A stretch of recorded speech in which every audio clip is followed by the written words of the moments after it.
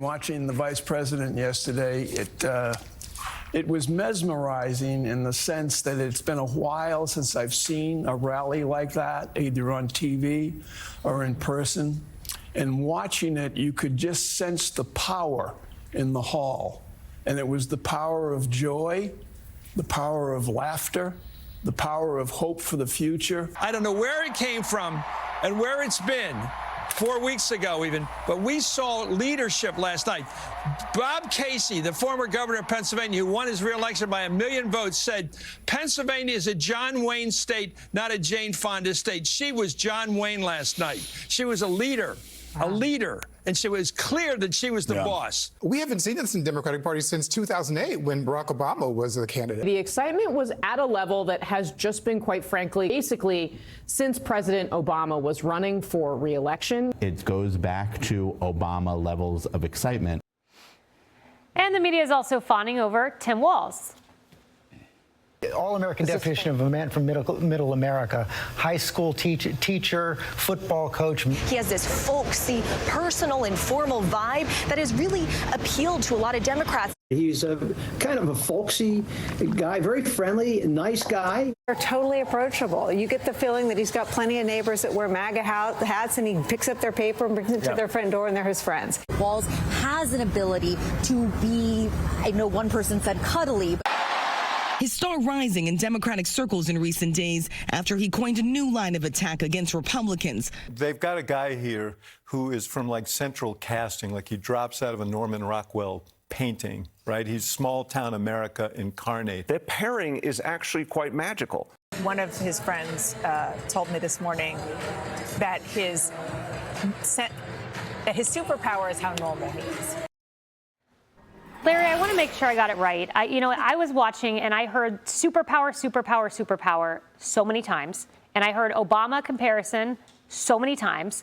And then the cherry on top was David Axelrod saying that Tim Walz dropped out of a Norman Rockwell painting. Did I get it right? Oh, I guess so. Look, he is a Midwesterner. He is a man of the Midwest. He was a relatively moderate House member, okay? And he did defend veterans. But what's happened is, as governor, he has moved far left, which often happens when you take larger jobs in the Democratic Party. Look, still going back, why did Kamala pick him, okay?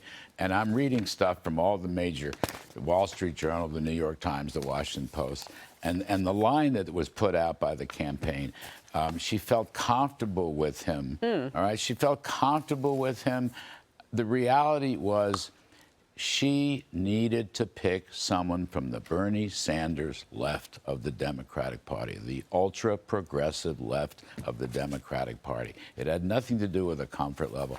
That's what happens when you rise up the greasy pole in that party. You move to the far left. Wow. That's what's happened with this governor. He was a Midwestern basketball coach or something like that. I don't begrudge him that stuff. But as governor, he has had an extreme left-wing record. Just look at tax hikes and regulations. He hates business. The state is losing its population. Businesses are moving out. It has one of the worst employment situations in the country.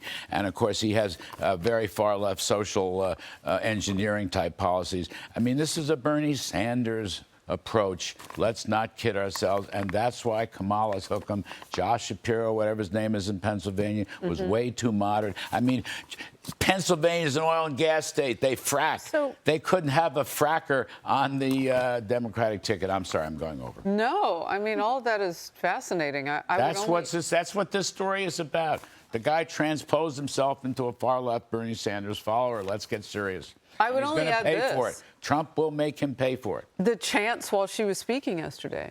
Kamala, you can't hide. The last word is genocide. Oh, yes. Yeah. Right. I mean, they were making things rhyme, and the last word was always genocide with Kamala, you can't hide.